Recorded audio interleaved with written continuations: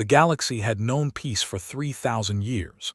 Children were born, grew old, and died without ever hearing the sound of war. Planets traded freely with each other. Species that had once been enemies now shared meals and built cities together. It was a golden age, and everyone believed it would last forever. But peace built on lies is a fragile thing, and the greatest lie in galactic history was about to break apart. High Counselor of the stood at the window of his office on the capital world of Prime. He was old, even by the long-lived standards of his species. His gray skin had grown thin, and his 4 eyes were clouded with age. But his mind was still sharp, and right now, that mind was filled with a fear he had not felt in centuries. In his hand he held a data tablet. The message on it was short, only 5 words, but those 5 words had the power to destroy everything. The barrier has gone dark. Closed his eyes and remembered. He remembered the war. He remembered the fear. He remembered the enemy that had almost ended everything. He remembered the humans. 3,000 years ago, the galaxy had been different. The Galactic Concordat was an alliance of 12 elder species. They had ruled the stars for millions of years. They had seen countless younger races rise and fall. They had faced threats from every corner of the universe, and they had always won. Then they found Earth. It was a small planet, orbiting an ordinary yellow star in an unremarkable corner of the galaxy. The species that lived there called themselves humans. They were primitive. They had only just begun to explore their own solar system.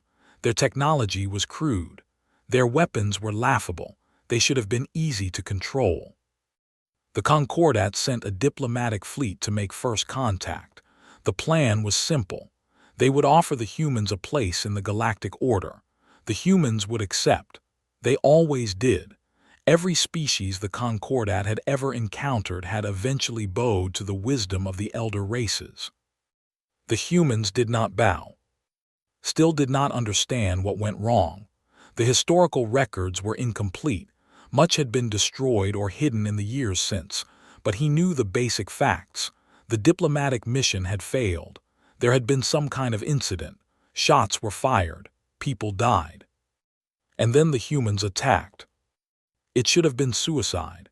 A single primitive species against the combined might of 12 star-spanning civilizations. The war should have lasted days, weeks at most. The Concordat had thousands of warships. They had weapons that could crack planets. They had technology that the humans could not even understand. But the humans did not fight like any enemy the Concordat had ever faced. They did not surrender when they were outnumbered. They did not retreat when they were. They did not negotiate when they were losing. Instead, they fought harder. They adapted. They learned. In the first year of the war, the Concordat destroyed Earth's space fleet 3 times. Each time, the humans built a new one. Each time, the new fleet was better than the last. The humans studied the Concordat's weapons and found ways to defend against them. They studied the Concordat's ships and found their weaknesses. They took apart every piece of captured technology and figured out how to make it their own. By the end of the first year, human ships could match Concordat ships in combat. By the end of the second year, they were winning. Remembered the reports from the front lines. He remembered the disbelief in the voices of the commanders. He remembered the fear. They learn too fast, Admiral had said. We use a weapon once and they have a counter for it within weeks. We develop a new tactic and they adapt to it within days. It is like fighting our own reflection, except the reflection is always one step ahead. But it was not just the humans' ability to adapt that terrified the galaxy. It was the way they fought. The other species of the galaxy had evolved past raw aggression. War for them was a matter of calculation. You fought when the numbers favored you. You retreated when they did not. You surrendered when defeat was certain. It was logical. It was efficient. It was civilized. The humans did not understand this, or perhaps they understood it and simply did not care. They fought with a fury that the galaxy had never seen. They charged into battles they could not win. They sacrificed themselves to take down enemy ships. They kept fighting even when their bodies were broken and their weapons were empty. They treated death as an inconvenience rather than an ending. Remembered a recording from the Battle of Station. A human pilot, her ship crippled and burning, had aimed her vessel at a Concordat carrier. She had been offered the chance to surrender. Her response had been broadcast on an open channel for everyone to hear. "You started this," she had said. "We're going to finish it." Then she had accelerated into the carrier's engine core. The explosion destroyed both ships and damaged 3 others nearby. This was not an isolated incident. It was a pattern. The humans seemed to believe that defeat was impossible, or perhaps they simply did not care about defeat. They only cared about making the enemy pay. The war lasted 40 years. It cost the Concordat more ships than the previous 10,000 years combined. Entire fleets were destroyed. Planets were lost. Species that had never known fear learned to dread the sight of human vessels. And still the humans kept coming. By the end, the Concordat was desperate. Their resources were running low. Their populations were tired of war. Some species were talking about negotiating a peace. Others were talking about simply giving the humans what they wanted and hoping they would stop. But the leaders of the Concordat knew that would not work. The humans did not want territory. They did not want resources.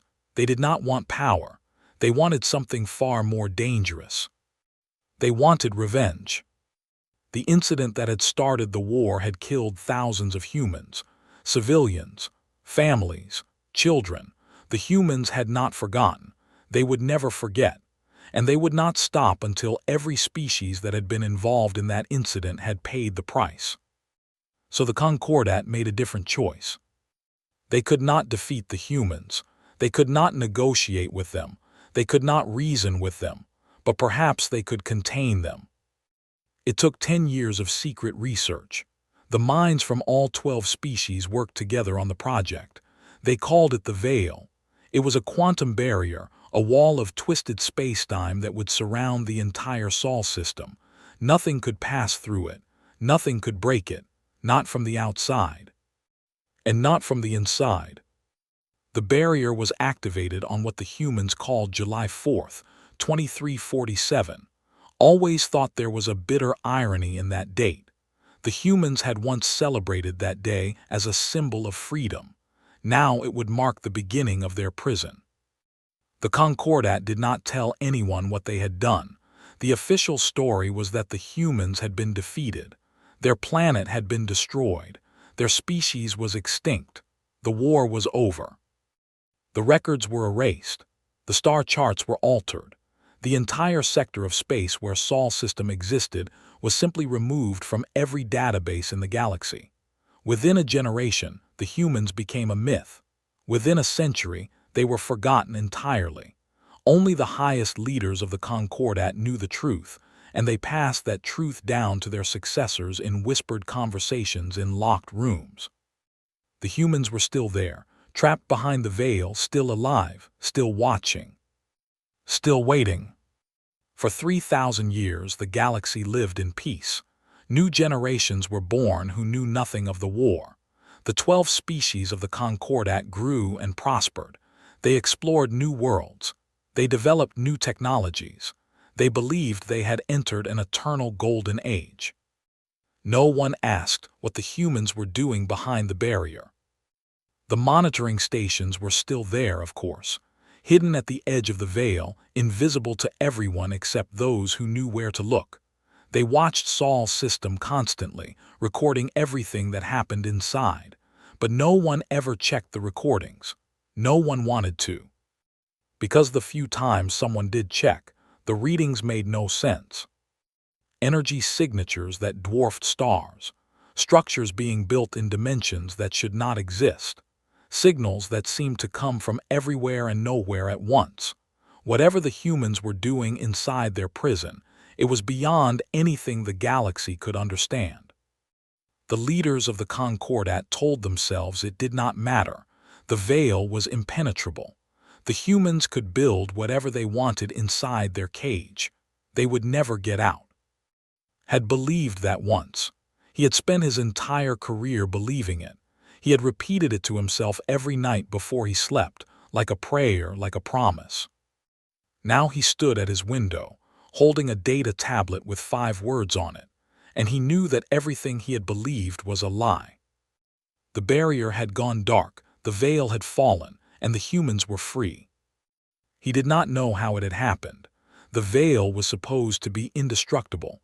It was supposed to last forever.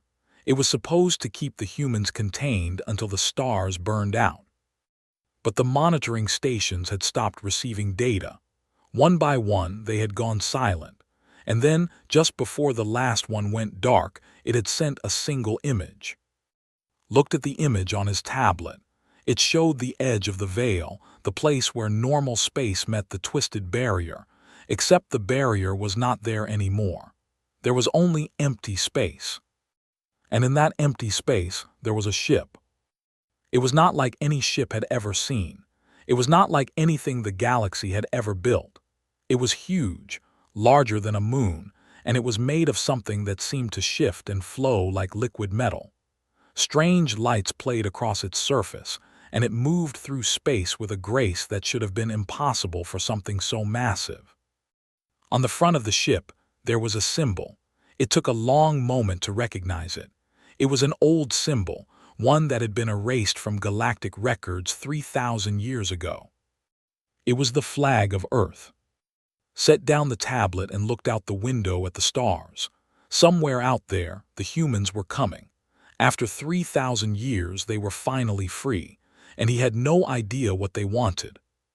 Revenge? Perhaps. The humans had never forgotten a wrong. They had never forgiven an enemy. They had spent 40 years trying to destroy the Concordat for a single incident. What would they do after 3,000 years of imprisonment? But there was something else in the image that bothered him, something that made his fear even greater. The ship was not heading toward any Concordat world. It was not on an attack vector. It was simply sitting there at the edge of where the barrier had been, as if it was waiting for something. And on the hull of the ship, just below the Earth flag, there was another symbol. It was newer, something had never seen before. It took him a moment to understand what it was. A smile, a simple human smile, rendered in lights that could be seen from 1,000 miles away. Felt a chill run down his spine. He had studied the old records. He knew what humans looked like when they were angry. He knew what they looked like when they were afraid. He knew what they looked like when they were ready for war. But he had never seen them smile. And somehow, that smile was more terrifying than any weapon he could imagine. The door to his office opened. His assistant, a young named, rushed in with a look of panic on her face. "High Counselor," she said, her voice trembling. "We are receiving reports from all over the galaxy. Ships are appearing, everywhere, thousands of them, tens of thousands. They are just appearing out of nowhere." Nodded slowly. He had expected this. The humans had always been good at surprises. "Are they attacking?" Shook her head. "No, sir, they are just sitting there in orbit around every major world, every station, every colony. They are not doing anything. They are not even responding to communications." "They are waiting," said quietly. Waiting for what? Did not answer. He did not know, and that was what frightened him most. He turned away from the window and walked to his desk. He needed to call an emergency session of the council. He needed to mobilize the fleets. He needed to prepare for war. But even as he reached for his communication device, a part of him knew it was pointless. The humans had spent 3,000 years preparing for this moment. The Concordat had spent 3,000 years pretending it would never come. They were not ready. They could never be ready. And somewhere out there, the humans were smiling. The emergency session of the Galactic Council was chaos. Representatives from all 12 species shouted at each other, trying to be heard over the noise. Fear filled the air like a poison. "We must attack now," Admiral of the demanded, before they have a chance to organize. Attack with what? Chancellor of the replied. Our fleets are scattered across the galaxy. By the time we gather them, the humans will have fortified every position. Then we negotiate, suggested Elder of the. We offer them whatever they want, territory, resources, reparations for the war. You fool, spat. You cannot negotiate with humans. They do not understand negotiation. They only understand victory and defeat. Then we are already defeated, said quietly. Look at the reports. Their ships are everywhere. They appeared out of nowhere all at the same time. They have technology we cannot even comprehend. If they wanted to destroy us, we would already be dead. The chamber fell silent. Everyone knew she was right. Stood at the head of the chamber watching the chaos unfold. He had said nothing so far. He was too tired, too afraid, too old. But now he raised his hand, and slowly the noise died down. We do not know what the humans want, he said. We do not know why they are here, but we know one thing. 3,000 years ago we had a choice. We could have tried to make peace with them. We could have tried to understand them. Instead, we locked them away and tried to forget they existed. He paused and looked around the chamber at the frightened faces of the galactic leaders. That was a mistake, he continued. Perhaps the greatest mistake in the history of our civilization, and now we must face the consequences of that mistake. We cannot run. We cannot hide. We can only wait and see what the humans have become. He looked up at the ceiling, as if he could see through it to the stars beyond. And pray that whatever they have become, they are willing to forgive. The chamber was silent. No one had anything to say, because they all knew deep in their hearts that forgiveness was not something humans were known for. Outside in the darkness between the stars, the human ships waited, patient, silent, smiling. After 3,000 years, the long wait was finally over, and the galaxy would never be the same again. Ambassador of the had always asked too many questions. It was a trait that had served her well in her career as a diplomat. It was also a trait that had nearly gotten her killed more than once. She was not like other. Her people were known for their calm acceptance of the way things were. They did not question the old stories. They did not dig into the past. They believed that history was settled, that the universe had no more secrets to reveal. Did not believe that. She had never believed it. Even as a child, she had looked at the stars and wondered what secrets they were hiding. Now, standing in a hidden archive deep beneath the surface of Prime, she finally had her answer, and it was worse than anything she could have imagined. She had found the archive by accident, or perhaps it was not an accident at all. Perhaps something had wanted her to find it. She had been researching the old wars, the ones that had happened before the current era of peace. She had found inconsistencies in the records, missing files, gaps in the timeline, star charts that did not match the actual positions of the stars. Most historians would have ignored these inconsistencies. They would have assumed they were errors, glitches in ancient systems that no one had bothered to fix, but was not most historians. She had dug deeper. She had asked questions that no one wanted to answer. She had used her position as ambassador to access files that were supposed to be sealed forever. And she had found the truth about humanity. The archive was vast. It contained millions of records, videos, reports, and analyses. It contained everything the Concordat had tried to erase. The first contact with Earth, the incident that started the war, the 40 years of conflict that followed, and finally, the veil. Sat in the darkness of the archive, surrounded by screens showing images of a species she had been taught never existed. She watched videos of human soldiers charging into impossible battles. She read reports from commanders who could not believe what they were seeing. She studied the plans for the veil, the quantum barrier that had trapped an entire species in their own solar system. And she felt sick. They had lied. For 3,000 years, the leaders of the galaxy had lied to everyone. They had told the children that humanity was a myth. They had told the historians that the war had never happened. They had erased an entire species from existence, not because they had defeated them, but because they were afraid of them. Because they could not defeat them. Understood now why the humans had been so terrifying. It was not just their aggression, although that was frightening enough. It was not just their adaptability, although that was beyond anything the galaxy had ever seen. It was something deeper, something fundamental. The humans did not know how to give up. Other species, when faced with overwhelming odds, would retreat. They would surrender. They would negotiate. They would accept defeat and move on. It was the rational thing to do. It was the civilized thing to do. But humans were not rational. They were not civilized. They were something else entirely. The records showed battles where human forces had been outnumbered 10-1. Instead of retreating, they had attacked. The records showed human ships, crippled and burning, ramming into enemy vessels because their guns no longer worked.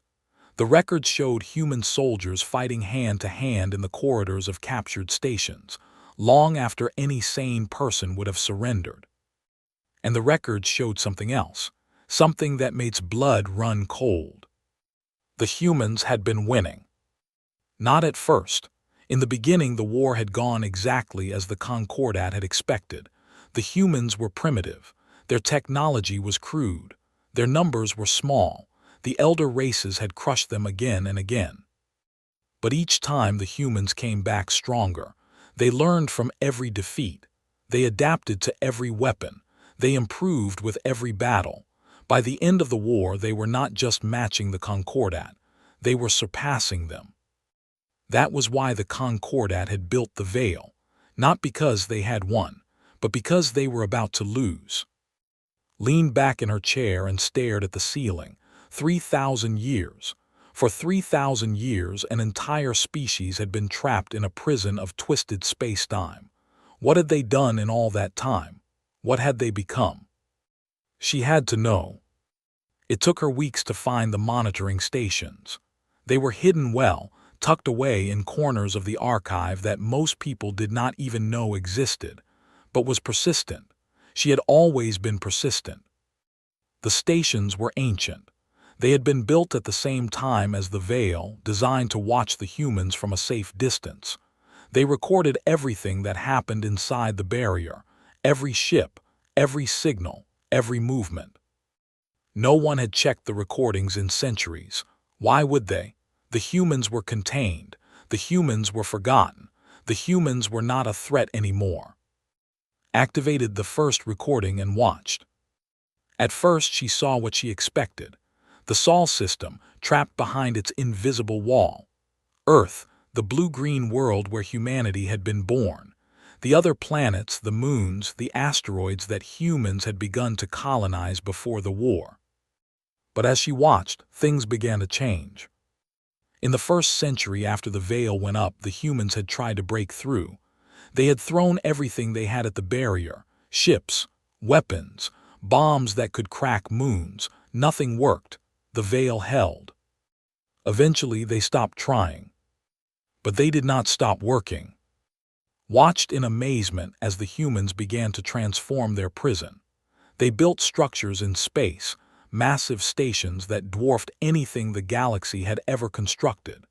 They hollowed out asteroids and turned them into factories.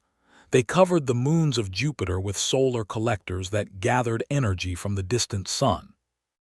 And then they began to build things that could not understand. By the 5th century, the monitoring stations were detecting energy signatures that should have been impossible, power levels that exceeded the output of stars, gravitational anomalies that suggested the humans were bending space itself, signals that seemed to come from dimensions that should not exist. By the 10th century, the humans were no longer limited to three-dimensional space. The recordings showed structures that existed in 4 dimensions, 5 dimensions, dimensions that had no number. The humans had learned to fold reality like paper, to step sideways into places that the laws of physics said could not be real. By the 20th century, the humans had become something else entirely. watched the most recent recordings with a mixture of awe and terror. The Sol system was no longer recognizable. It was filled with structures that hurt her eyes to look at, ships that moved without engines, stations that existed in multiple places at once, and at the center of it all, where Earth had once orbited quietly around its yellow sun, there was something new. It was a sphere, perfectly smooth and perfectly black. It was larger than Earth had been, larger than Jupiter. It absorbed all light that touched it and gave nothing back. The monitoring stations could not analyze it. They could not even measure it. It was simply there, a hole in reality, a door to somewhere else. Did not know what it was, but she knew one thing for certain. The humans were no longer trapped. They could leave any time they wanted. The veil was nothing to them now. A barrier built with the technology of 3,000 years ago was like a paper wall to a species that had learned to fold spacetime itself. So why were they still inside? Found her answer in the final recording. It showed the black sphere at the center of Sol system. The monitoring station had somehow managed to capture a signal coming from inside. A voice. A human voice. "They are watching," the voice said. "They have been watching for 3,000 years. They built a prison for monsters and forgot that monsters can grow." There was a pause, and then the voice continued. "But we are not monsters anymore. We were once. We let our anger drive us. We let our hate consume us, and they locked us away because of it." Another pause, longer this time. "They gave us a gift and they did not even know it. They gave us time, time to think, time to grow, time to become what we were always meant to be, and now we are ready." The recording crackled with static. The monitoring station was struggling to maintain the connection. "We could leave any time we want," the voice said. "We could tear down their barrier like it was made of paper. We could destroy every world they have built, every station, every ship. We have the power now, more power than they can imagine." The voice paused one final time. "But we will not, because we have learned something in our long imprisonment. Revenge is a finite fuel. It burns hot, but it burns out. We have burned through our revenge. We have burned through our hate, and now we are left with something else. Curiosity. We want to see what happens next. We want to see what the galaxy has become. We want to meet the children of our enemies and see if they are different from their parents. So we will wait, we will watch, and when the time is right, we will open the door and walk through. And we will be smiling." The recording ended. Sat in the darkness, her heart pounding. She understood now. She understood everything. The humans were not prisoners anymore. They had not been prisoners for a very long time. They were guests who had decided to stay. Visitors who were waiting for the right moment to introduce themselves. And the galaxy had no idea. Knew she had to warn someone. She had to tell the council what she had found. She had to make them understand that everything they believed was a lie. But even as she rose from her chair, she knew it was probably too late. She left the archive and made her way to the surface. The capital city of Prime stretched out before her, beautiful and peaceful in the light of the setting sun. Ships moved lazily through the sky. People walked through the streets, going about their daily lives, unaware that their entire civilization was built on a lie. Took a deep breath and started walking toward the council chambers. She did not know if they would believe her. She did not know if they would even listen, but she had to try. She had made it halfway across the plaza when the sky changed. It started as a flicker, like a light being turned on and off very quickly. Then the flicker became a shimmer, and the shimmer became a glow, and suddenly the entire sky was filled with light. Stopped and looked up. All around her, people were doing the same thing. They pointed and shouted and gasped in amazement. Ships were appearing in the sky. Thousands of them, tens of thousands. They materialized out of nothing as if they were stepping through invisible doors in the air. They were massive, larger than any ships had ever seen, and they were beautiful in a strange and terrible way. They moved with a grace that physics, They glowed with lights that seemed to come from another dimension. And on every ship, there was the same symbol, a simple image that recognized from the archives. The flag of Earth. The humans had arrived. Stood in the plaza, surrounded by screaming, panicking crowds, and watched as the human ships filled the sky. She waited for the attack to begin. She waited for the weapons to fire. She waited for the end of everything she had ever known. But the attack did not come. The ships just hung there, silent and still, like an audience waiting for a performance to begin. Their lights flickered in patterns that might have been language. Their shapes shifted and flowed in ways that hurt the eyes to watch. And somewhere deep inside her mind heard a voice.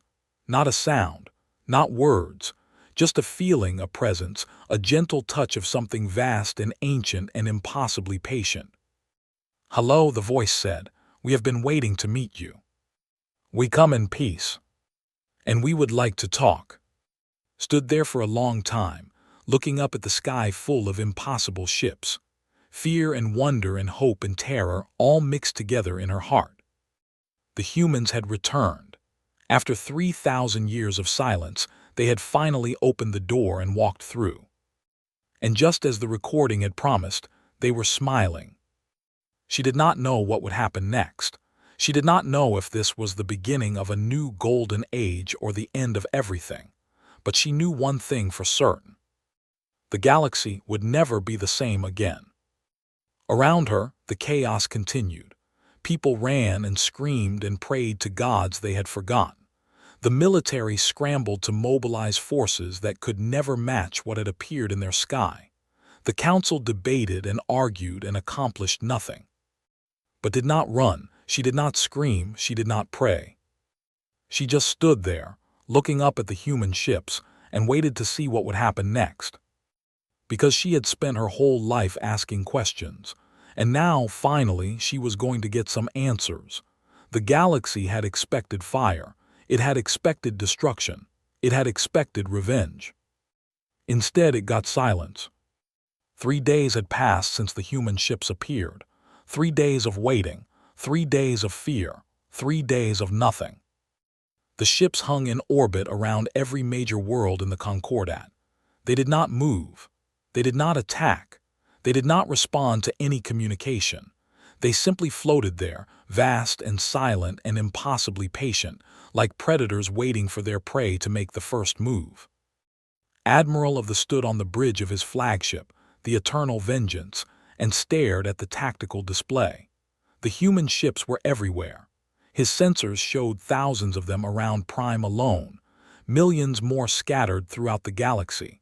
It was the largest fleet ever assembled in the history of civilization. And it was doing nothing. "This is wrong," muttered. He had been saying that for 3 days. No one listened anymore. "This is a trick. It has to be a trick." His second-in-command, a young officer named, stood beside him with a worried expression. "Sir, perhaps we should wait for orders from the council." "The council," spat. "The council is useless. They have been debating for 3 days and accomplished nothing. While they talk, the humans grow stronger. While they argue, our people lose hope." He turned to face his crew. They were afraid. He could see it in their eyes. They had all heard the stories about humans. The old legends that parents told their children to make them behave.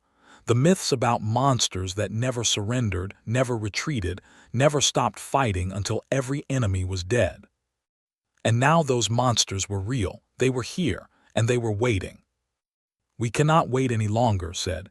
"If we show weakness, they will destroy us. We must strike first.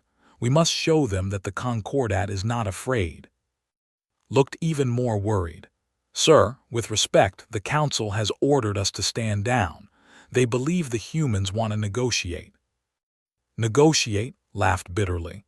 "You cannot negotiate with humans. The old records are clear on that. They do not understand negotiation. They only understand strength." He turned back to the tactical display. The nearest human ship was only a few thousand kilometers away. It was massive, 10 times the size of his own flagship. Strange lights played across its surface. It looked like it was made of liquid metal that constantly shifted and flowed. "Lock weapons on that ship," ordered. The bridge went silent. Everyone stared at him. "Sir," his voice was barely a whisper. "You heard me. Lock weapons. Prepare to fire on my command." "But sir, the Council—" "The Council can debate while our civilization burns," snapped. "I will not. History will remember that they were the ones who stood against the human threat. History will remember that we had the courage to fight when everyone else was too afraid." Slowly, reluctantly, his crew obeyed. The weapons systems powered up. The targeting computers locked onto the human ship. The bridge filled with the hum of energy building toward release. Took a deep breath. This was it. This was the moment that would define his legacy. He would either be remembered as the hero who saved the galaxy or the fool who started its destruction. Either way, he would not be remembered as a coward. "Fire," he said. The eternal vengeance unleashed everything it had. Plasma cannons, missile batteries, energy beams that could cut through planetary shields. The combined firepower of the most advanced warship in the fleet, all concentrated on a single target. The weapons reached the human ship and stopped. Stared at the display in disbelief. His weapons had simply stopped. The missiles hung motionless in space. The energy beams dissipated into nothing. The plasma bolts faded and disappeared. "What is happening?" he demanded. "Why are our weapons not hitting?" Before anyone could answer, the lights on the bridge flickered. Consoles went dark. Alarms started blaring, then cut off abruptly. The hum of the ship's engines faded into silence. The eternal vengeance was dead. Stood in the darkness, his heart pounding. Emergency lights flickered on, casting red shadows across the faces of his terrified crew. "Report," he shouted. "What happened?" Was frantically checking his console. "Sir, all systems are offline. Weapons, engines, life support, everything. We are completely dead in space." "That is impossible. Our systems are shielded against." The main crackled to life, but instead of showing the tactical display, it showed a face. A human face. Had never seen a human before. The old records had been destroyed and only a few images remained in the most secret archives, but he recognized the face immediately. It was exactly what the legends had described. Soft features, 2 eyes, strange flat teeth, skin that could be any number of colors. This human had dark skin and gray hair. Its eyes were calm and steady, and it was smiling. "Admiral," the human said. Its voice was pleasant, warm, almost friendly. "My name is Ambassador David. I apologize for disabling your ship. We did not want you to hurt yourself." Sphere turned to rage. "How dare you? You have committed an act of war." "With respect, Admiral, you fired first. We merely defended ourselves." The human's smile did not waver. "But we do not hold it against you. We understand that you are afraid. We would be afraid too in your position." "We are not afraid of you." "Of course not." The human nodded as if agreeing with him. "You are a proud species with a proud history. You have faced many enemies and defeated them all. It is natural that you would want to face us the same way." The human leaned forward slightly, and something in its expression changed. The smile was still there, but behind it saw something else. Something ancient and patient and impossibly deep. "But we are not like your other enemies, Admiral. We are not here to conquer you. We are not here to destroy you. We are not even here to punish you for what your ancestors did to us." "Then why are you here?" The human's smile widened. "Because we want to meet you. We have been alone for 3,000 years. We have had no one to talk to except ourselves. We have learned everything we can learn in isolation. Now we want to learn something new. We want to learn about you." Did not know what to say. This was not how enemies were supposed to behave. This was not how war was supposed to work. The humans should be attacking. They should be demanding surrender. They should be doing something that made sense. but they were just smiling and talking about wanting to learn. Our ship finally managed to say, "You will restore our systems." "Of course," the human said, "as soon as you agree to stand down and allow us to send a diplomatic delegation to your government. We have much to discuss." "And if we refuse?" The human's expression became thoughtful. "Then we will wait. We are very patient, Admiral. We have been waiting for 3,000 years. We can wait a little longer. But I hope you will not refuse. I hope you will give us a chance to show you that we have changed. We are not the monsters your ancestors feared. We are something different now, something better." The human paused, and its smile became gentle. "We are not your enemies, Admiral. We do not want to fight you. We want to help you. We have learned so much in our long imprisonment. We have cured diseases that once killed millions. We have developed technologies that can end hunger and poverty. We have found answers to questions that your scientists have been asking for thousands of years. We want to share all of this with you. We want to help you become something greater than you have ever been. All we ask in return is one simple thing." "Swallowed what?" "Forgiveness," the human said. "Not for what your ancestors did to us. We have already forgiven that. We forgave it long ago. No, we ask forgiveness for what we were, for the violence, for the rage, for the terror we caused. We were wrong. We let our anger control us. We became the monsters your ancestors believed us to be, and for that we are sorry." Stood in the darkness of his crippled ship and stared at the human face on the screen. He had expected many things from this encounter: threats, demands, violence, death. He had not expected an apology. The silence stretched on for a long moment. Finally spoke. I will speak to the council. I will tell them what you have said." The human's smile brightened. "Thank you, Admiral. That is all we ask." The screen went dark.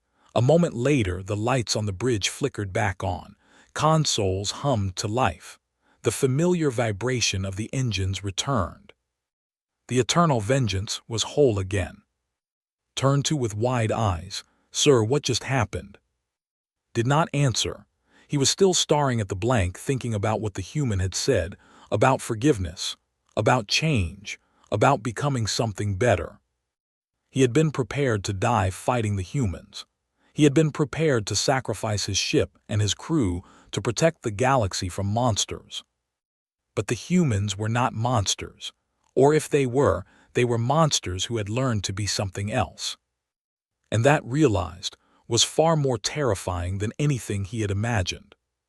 Because monsters you could fight, monsters you could understand, but a species that had the power to destroy you and chose not to. A species that could have had revenge and chose forgiveness instead. That was something new, something the galaxy had never seen before. Did not know how to fight that. He did not know if anyone did. The news of the encounter spread quickly. Within hours, everyone in the galaxy knew what had happened to Admiral. The story was told and retold, growing with each telling. They had attacked the humans. The humans had disabled their ship without firing a single shot. The humans had apologized. The humans had asked for forgiveness. Some people did not believe it. They said it was a trick. They said the humans were lying, trying to catch the galaxy off guard before they attacked. They pointed to the old records, to the stories of human violence and human rage, and said that species do not change. Not really. Not ever. But others looked at the human ships hanging peacefully in their skis, and they wondered. Ambassador of the was one of the ones who wondered. She had been following the situation closely since the humans arrived. She had watched the chaos in the council chambers. She had seen the fleets mobilize and then stand down. She had heard the reports of human ships appearing around every world, silent and patient and waiting. And she had remembered what she had found in the archive. The recording of the human voice talking about curiosity, about wanting to see what the galaxy had become, about wanting to meet the children of their enemies. Maybe, she thought, maybe the humans were telling the truth. Maybe they really had changed. Or maybe they were just better at lying than anyone had ever imagined. Either way, knew that someone had to find out. Someone had to meet with the humans face to face.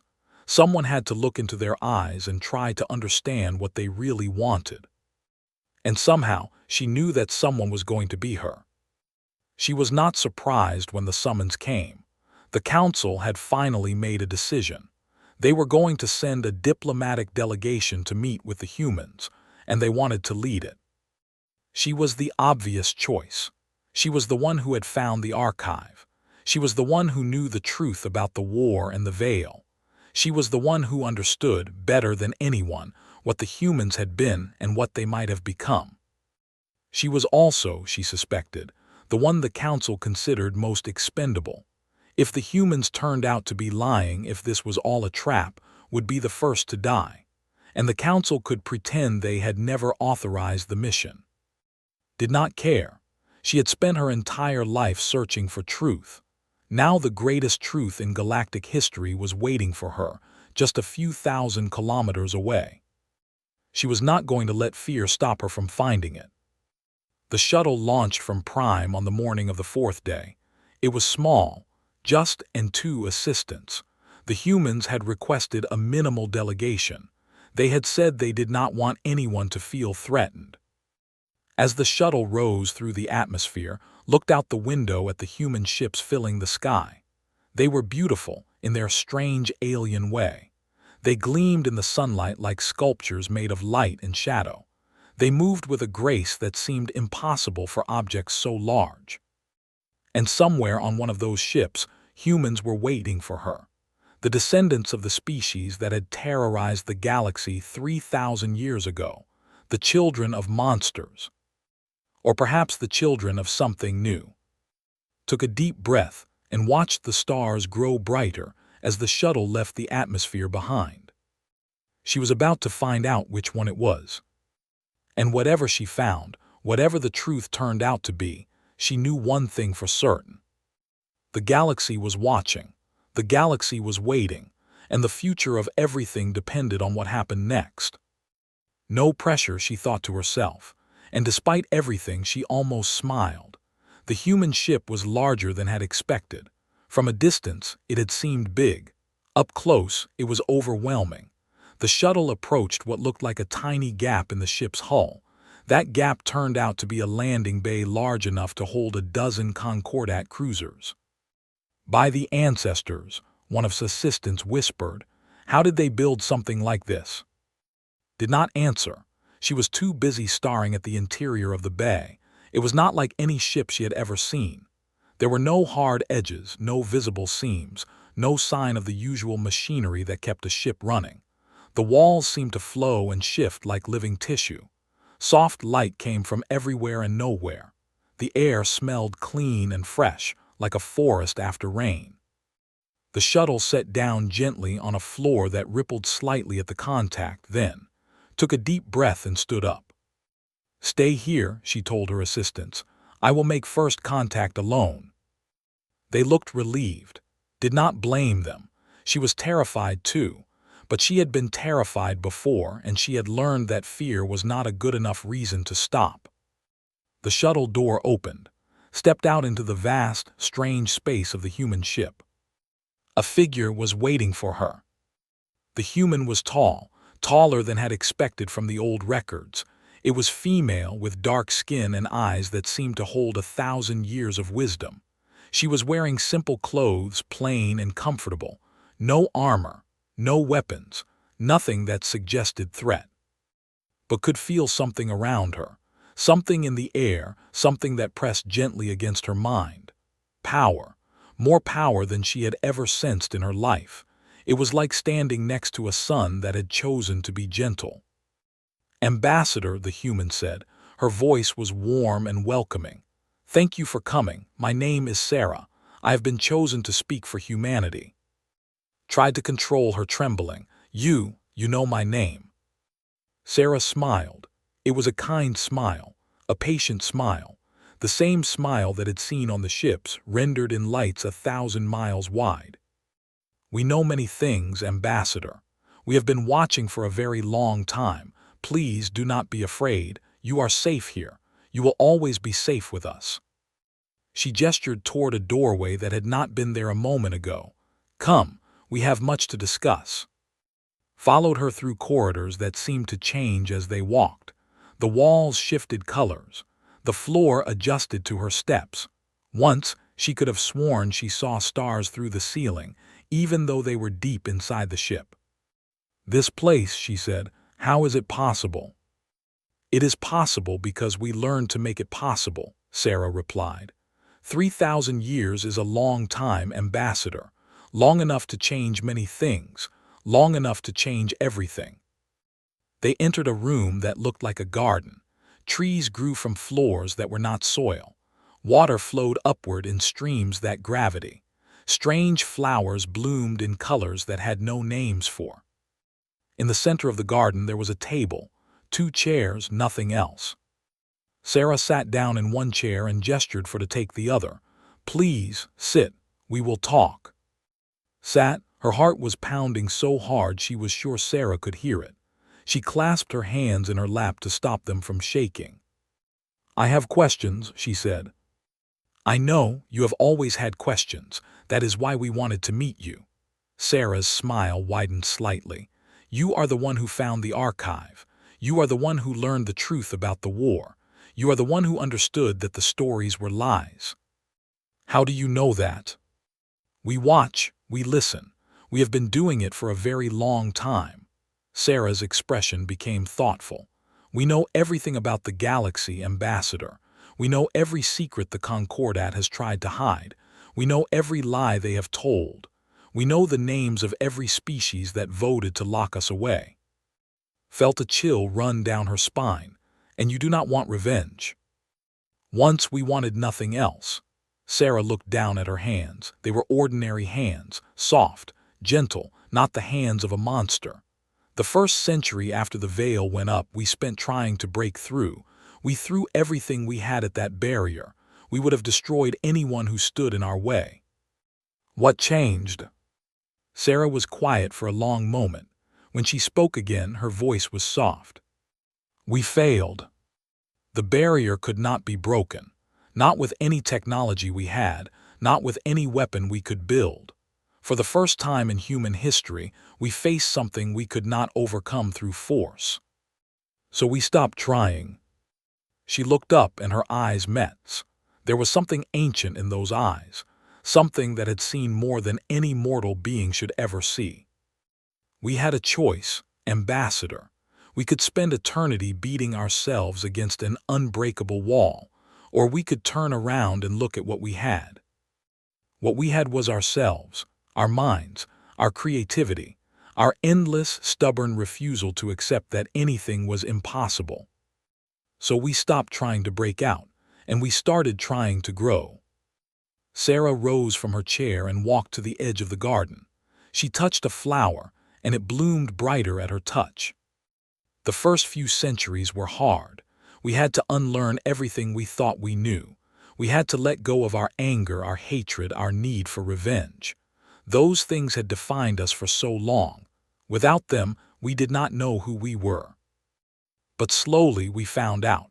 We discovered that there was more to being human than fighting, more than winning, more than making our enemies suffer." She turned back to face. "We learned to create instead of destroy. We learned to understand instead of fear. We learned to love instead of hate. And we grew. We grew beyond what we had ever imagined. We mapped the human mind and learned to expand it. We conquered diseases that had plagued us since the beginning of our species. We developed technologies that would have seemed like magic to our ancestors. And eventually, we learned to step outside of normal space entirely, to exist in dimensions that your scientists do not even know about, to become something that is still human, but also something more." Listened in silence. She did not know what to say. The things Sarah was describing were beyond anything she had ever imagined. "You could have left at any time," she finally said.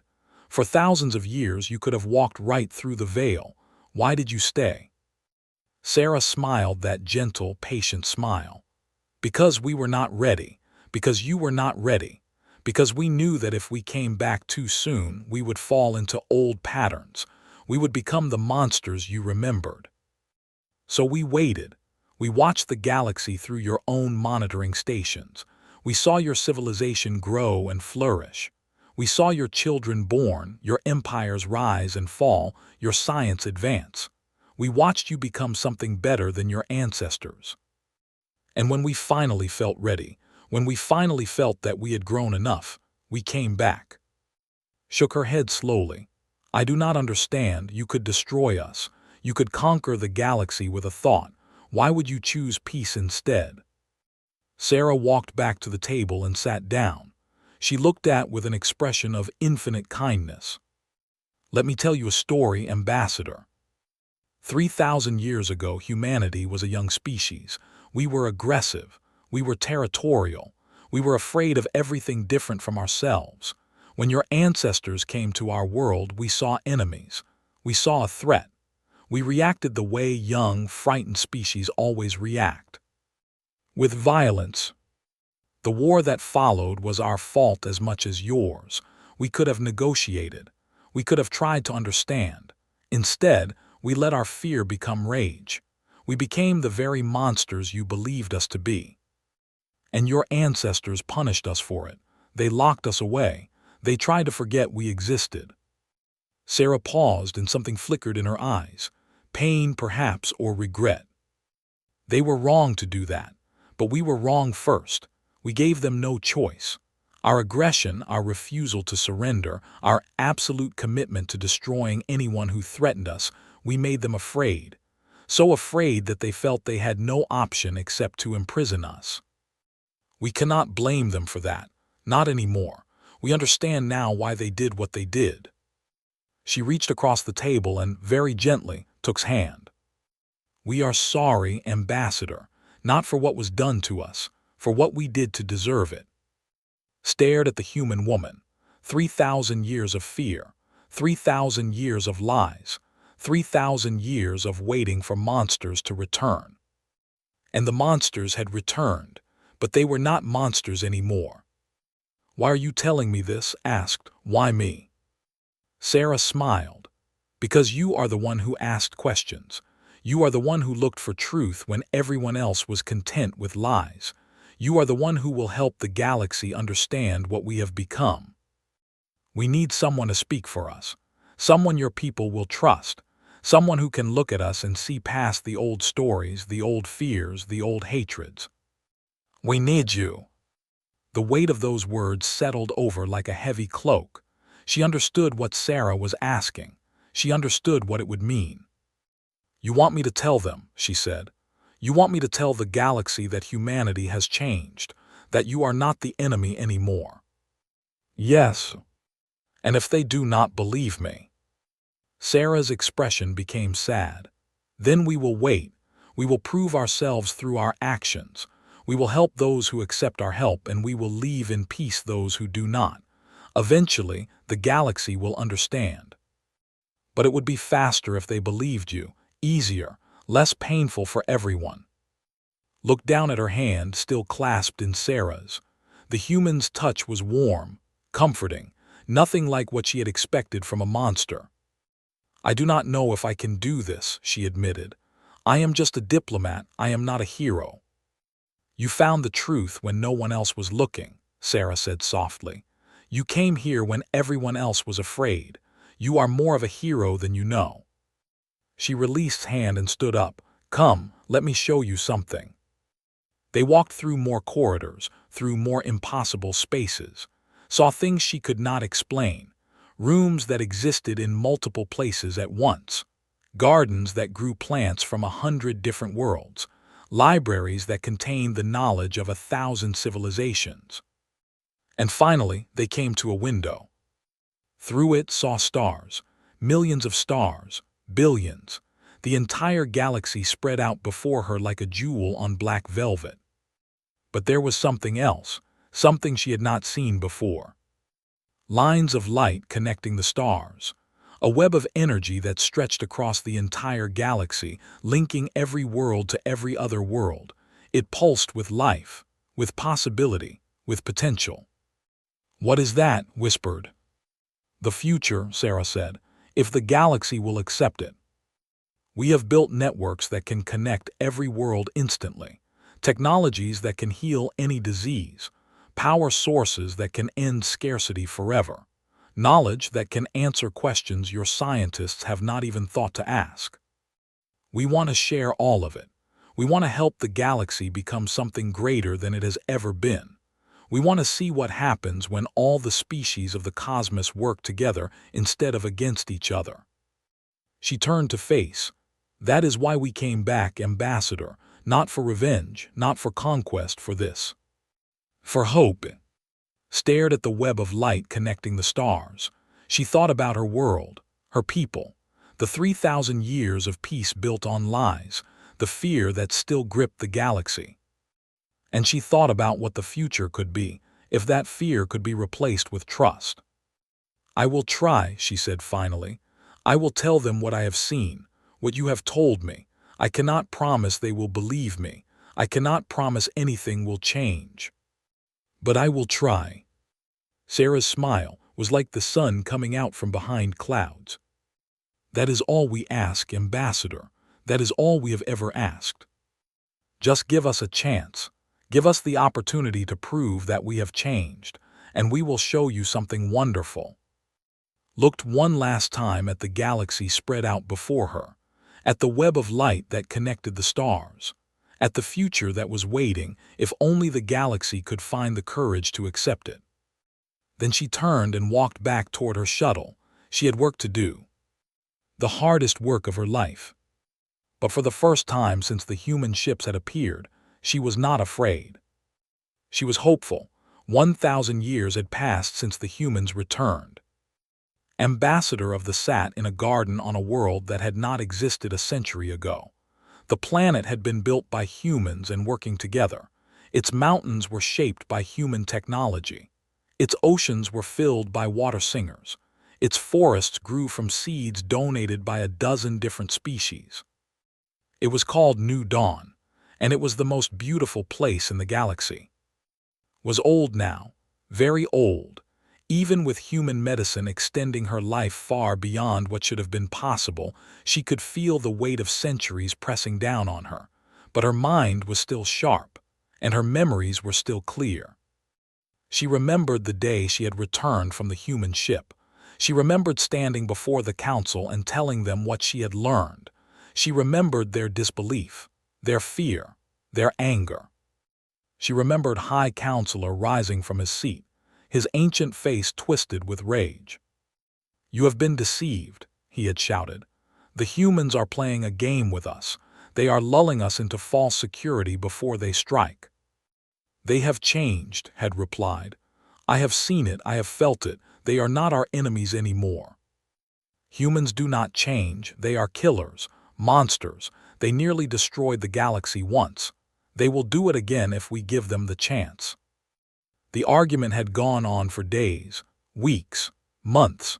Some species wanted to accept the human offer of friendship. Others wanted to reject it completely. A few wanted to attack while they still had the chance.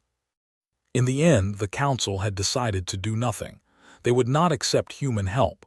They would not attack human ships. They would simply wait and see what happened. And so the long integration began. It was not fast. It was not easy. Many species refused to have anything to do with humanity. They remembered the old stories too well. They saw human ships in their skis and felt only terror. Some worlds built massive defenses, preparing for an attack that never came. Others closed their borders entirely and refused all contact with the outside universe. But some worlds took a different path. They were among the first to accept human help. They had always been curious. They had always asked questions, and the humans, it turned out, had answers. Human doctors came to worlds and cured diseases that had plagued the population for centuries. Human engineers shared technologies that transformed agriculture, manufacturing, transportation. Human teachers opened schools where young could learn things their ancestors had never dreamed of. And slowly the fear began to fade. remembered the first time she had seen a human child playing with a child. They had been in a park on Prime just a few years after the return. The human girl was teaching the boy a game that involved throwing a ball back and forth. They were laughing. They were happy. They did not know that their species had once been enemies. They did not care. She had stood there watching them for a long time, and she had felt something shift inside her. Something hard and cold that had been there so long she had forgotten it existed. Hope, that was what it was. Hope for a future she had never believed was possible. As the centuries passed, more species followed the example. The whose Admiral had once tried to start a war with the humans. One by one they opened their borders. One by one they accepted human friendship. And one by one they discovered that the humans had not lied. Human technology was freely shared with anyone who wanted it. There were no conditions, no demands, no hidden costs. The humans gave away power sources that could end energy scarcity forever. They shared medical knowledge that extended by centuries. They offered transportation networks that connected the galaxy in ways that had never been possible before. And they asked for nothing in return except one thing. "Tell your children the truth," the human ambassador had said all those centuries ago. "Tell them what your ancestors did, tell them why, and tell them that we forgave you. Let the next generation begin without the old lies." It had been hard, harder than had expected. Many species did not want to admit what they had done. They did not want to tell their children that their civilization had been built on the imprisonment of an innocent species. They did not want to face the shame of their ancestors' actions. But the humans were patient. They had learned patience in their long imprisonment. They waited for the truth to spread at its own pace. They helped those who asked for help. They left in peace those who did not. And slowly, over centuries, the galaxy began to heal. The old lies were replaced with new truths. The old fears were replaced with new friendships. The old hatreds were replaced with something the galaxy had never known before. Drust watched as a group of children ran past her bench in the garden. They were from half a dozen different species. Human. Others she did not even recognize. They were playing some kind of game, laughing and shouting in a mix of languages that blended together into something beautiful. This was the future. This was what the humans had dreamed of when they were locked away in their prison. This was why they had waited 3,000 years instead of taking revenge. A young human woman sat down on the bench beside. She had dark skin and bright eyes, and she moved with the easy grace that humans had developed over their centuries of transformation. "You look thoughtful, Ambassador," the young woman said. Smiled. "I was remembering old memories, old fears, old hopes." "Good memories." "Some of them." Watched the children playing. "I remember when humans were the most feared species in the galaxy. I remember when your ships filled our skies and everyone expected to die." The young woman nodded. "I have studied that time. It must have been terrifying." "It was, but also," paused, searching for the right words, "also wonderful in a strange way, because everything changed after that. Everything became possible." She turned to look at the young woman. "I have spent my life studying your people, 1,000 years trying to understand what you are, and I think I finally do." The young woman tilted her head. "What do you mean?" "My ancestors were right to fear your kind," said slowly, "but they were afraid of the wrong thing. They feared your capacity for war, your violence, your endless aggression. And yes, those things were terrifying, but they were not what made you truly dangerous. What made you dangerous was your patience." The young woman was quiet for a moment. Then she smiled. It was the same smile that had seen on Sarah's face 1,000 years ago. The same smile that had appeared on the first human ships when they emerged from behind the veil. "Patience is something we learned the hard way," the young woman said. "We had to. There was no other choice." "No," agreed. "There was not, but you made something beautiful out of it. You turned your prison into a classroom. You turned your rage into wisdom. You turned your hate into love. And when you finally came back, you did not come with weapons. You came with answers.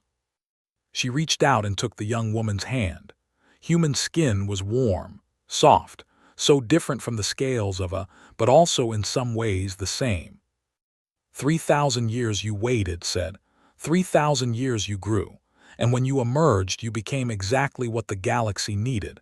Not conquerors, not destroyers, but teachers, healers, friends. That is the most terrifying thing of all, you know. Not your power, not your technology, the fact that you chose to use them for good. The young woman squeezed her hand gently. We had a lot of time to think about what we wanted to be, and we decided that the best revenge is not destruction. It is becoming so much more that the ones who wronged you cannot help but need you. Laughed softly. Sarah said something very similar to me 1,000 years ago. She was my ancestor, many generations back. I have her journals. The young woman's smile became tender. She wrote about you, you know. She said you were the bravest person she ever met, the first person who looked at humanity and saw what we could be instead of what we had been.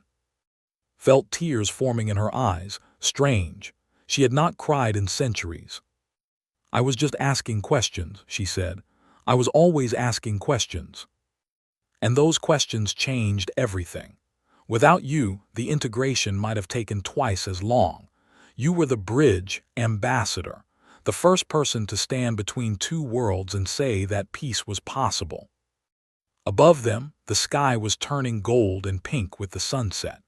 The children had stopped their game and were sitting in a circle, listening to one of the older human children tell a story. Could hear fragments of it. Something about a young species that was locked away for a long time and learned to become something wonderful. The story of humanity, the true story, the one that children of all species now learned. I am old, said quietly. I have lived longer than any should, and I have seen things that my ancestors never dreamed of, but I think this moment right here is the most beautiful thing I have ever seen. She gestured at the garden, at the children, at the sky full of stars where human and alien ships moved together in peace. This is what you gave us. This is what you came back for, not revenge, not conquest, this. A new dawn, the young woman said. Yes, smiled through her tears. A new dawn after all that darkness, after all that fear, a new dawn. The young woman stood up and offered her hand. Would you like to walk with me, Ambassador? There is going to be a celebration tonight. 1,000 years since the return. I think you should be there. Took her hand and let herself be helped to her feet. Her body was old, but her heart was full. I would like that, she said. I would like that very much. They walked together through the garden, past the playing children, past the flowering trees, past the fountains that danced with water from a dozen different worlds. Above them the stars came out one by one, and somewhere among those stars knew there were human ships, millions of them, spread across the entire galaxy, building, healing, teaching, helping. Still patient, still kind, still smiling. 3,000 years ago, the galaxy had locked away a species they feared would destroy them. They had erased humanity from history and tried to forget they existed. But humans do not stay forgotten. Humans do not stay caged. Humans find a way forward no matter how long it takes. And when they finally emerged, they did not bring destruction. They brought something far more powerful. They brought hope. The celebration that night was the largest in galactic history. Billions of beings from thousands of species gathered to remember and to look forward. There were songs in every language, dances from every culture, food from every world. And at the center of it all, there was a monument. It had been built a century ago, on the 100th anniversary of the return. It showed a human hand and an alien hand, reaching toward each other across a gap that had once seemed impossible to cross. Beneath the monument there was an inscription, just 4 words, simple words, but they meant everything. We chose forgiveness. Stood before the monument as the celebration swirled around her. The young human woman stood beside her, along with representatives from every species in the galaxy. They had all come to honor the past and celebrate the future. And as looked up at those two hands reaching for each other, she finally understood something she had spent 1,000 years trying to grasp. The humans had not won by being stronger. They had not won by being smarter. They had not won by being more patient, although they were certainly patient. They had won by refusing to let the galaxy define what they were. For 3,000 years, the universe had called them monsters. For 3,000 years, everyone had expected them to prove that label right. But humans had looked at that expectation and said no. They had decided to become something else, something better, something the galaxy desperately needed but had never known to ask for. They had become the answer to a question no one had dared to ask, the bridge across a chasm no one had believed could be crossed, the proof that even the deepest wounds could heal, given enough time and enough love. And now, 1,000 years after they returned, the galaxy was transformed, not because humans had conquered it, but because humans had shown it what was possible. Felt a hand on her shoulder. She turned to see the young human woman smiling at her. "Thank you," the young woman said, "for everything, for believing in us when no one else would." Shook her head. "I did not believe in you, I just asked questions. You did all the rest." But asking questions is how everything starts. The young woman's smile widened. It is how we found our way out of hate. It is how the galaxy found its way to trust. It is how everything beautiful begins. She looked up at the monument, with someone brave enough to ask, what if things could be different? Followed her gaze, the two hands reaching for each other, human and alien, past and future, fear and hope. What if things could be different? She repeated softly. And above them, the stars shone down on a galaxy that had finally learned the answer. Things could always be different. All it took was patience, and courage, and the willingness to forgive. The humans had shown them that. The humans, who had once been the most feared species in the universe, had given the galaxy its greatest gift. Not technology, not power, not even knowledge. Just the simple truth that hatred is not forever, that wounds can heal, that enemies can become friends. That even after 3,000 years of darkness, a new dawn can rise. And it had risen. It was rising still, and it would keep rising forever as long as there were beings brave enough to reach across the gap and take each other's hands. The celebration went on long into the night, stayed until she was too tired to stand, then let the young human woman help her to a quiet place where she could rest. As she drifted off to sleep, she heard the sounds of the celebration in the distance, laughter, music, joy. The sounds of a galaxy at peace. And somewhere she knew the humans were smiling. They had been right all along. The best revenge was not destruction. The best revenge was becoming so much more that the ones who wronged you could not help but love you. And the galaxy did love them, after everything, despite everything. Because of everything. Closed her eyes and smiled. It was a good universe, better than she had ever dared to dream. And it was only the beginning.